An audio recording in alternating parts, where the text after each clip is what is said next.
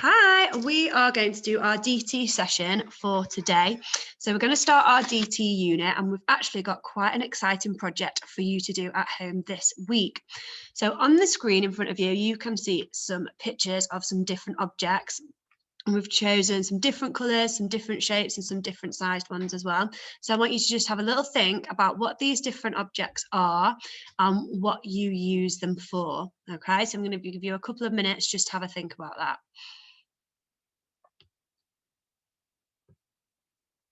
Fab. If you need a bit more time, just pause me here. But you should have hopefully identified that these are all some sort of car. Okay, we've got lots of different toy cars there and lots of different colours. So up here we've got like a racing car. Here we've got like a 4x4. We've got an older model here. And this one, some of you might even have at home, or your younger brothers and sisters might, where it's a toy car where you can actually sit on it and like your parents can remotely control it. So that's quite exciting too. So the reason that we're doing that is because this week you are going to have a go at designing and building your own car, which is very exciting. And I think I'm going to have a little go at making this as well in school, which I'm very excited about. So you need to start collecting some resources and having a think about what you want to be the components of your cars. Okay, so I've got some here on the screen for you to have a little look at. In the top left hand corner you can see that this car has been made out of cardboard. So if you've got any cardboard like cereal boxes or packaging lying around at home, make sure mums and dads don't throw them out, because you might want to use them to have a go at building your car this week. On the right hand side you can see that we've got different sized boxes and objects, and this car here, this person has used some foil for the windows, so you might see if you've got any kitchen foil lying around that you can add, and I think they've used some bottle lids as well to make the wheels. So don't forget to, when you're throwing your milk bottle cartons or your squash cartons out, keep the lids off the top of those because they'll be really important. Down here at the bottom, this person has decorated their car. So they've used some different coloured wrapping paper, and it has just been Christmas, so you might have lots of scraps of wrapping paper at home that you could use to design and cover your car in. So that might be something else that you could use. And down here, this person has done quite an interesting and intricate model sports car there. So they've got a really nice usage of cardboard, and they've got some bottle lids as well. So spend some time thinking about what items you need to be collecting over the next few days. So before anything goes out in the rubbish, make sure you get your hands on it first, okay? Don't let your parents throw it away. So we need to have a little think then about what sort of car we want to design and what the features are that our car needs to have. So I'm going to give you a bit of thinking time now, and hopefully you've got some objects, or you can use this picture that's on the screen as well. And I've got some key questions that I want you to have a little think about. So on this car here, we've got some wheels, which I'm just pointing to here with my mouse. Hopefully you can see. And I want you to think about, why does the car have wheels? So that's my first question. Okay. My other question that I put to the right is, what is the purpose of a car? So what do we actually use a car for? Or specifically, what do we use a toy car for? I want you to think about, how does it move? And what do the axles do? So the axles, just in case you're unsure of, are what holds this part here. I've got a toy car in front of me, and this little metal rod here basically joins the two wheels together.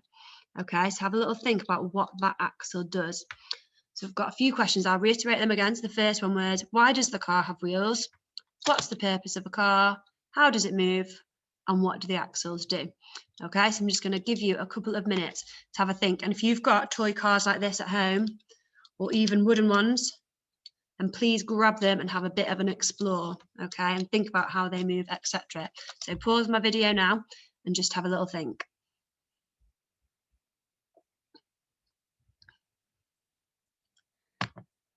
So hopefully you've had a little bit of time to explore the toy cars that you've got, or your parents might have even been nice enough to take you out to your car outside to have a little explore with as well, and see if there's any similarities or differences to the toys that you've got in your house. So let's have a think about, what is the purpose of a car?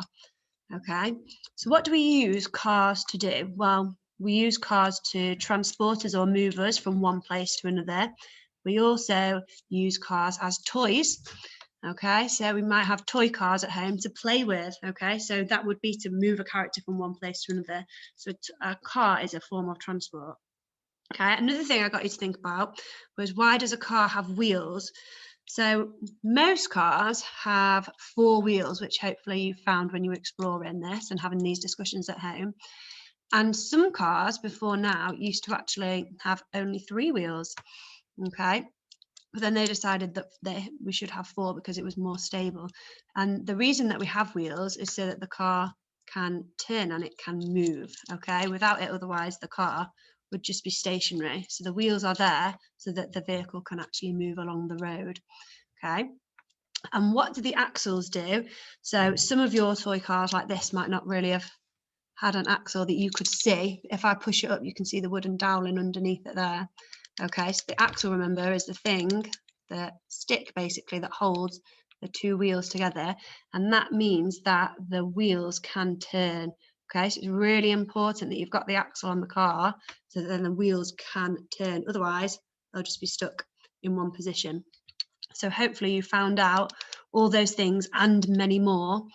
Okay, and if you've got any other exciting facts that you know about cars, please do email me so that I know more information myself as well. So thinking from that then, I want you to have a little think today about what are the different parts that you need on your car. So eventually, over the next few days, we're going to start building and making our own toy cars that hopefully will move. That is hopefully what we want them to do. But we need to today think about what the main parts are that our car actually has.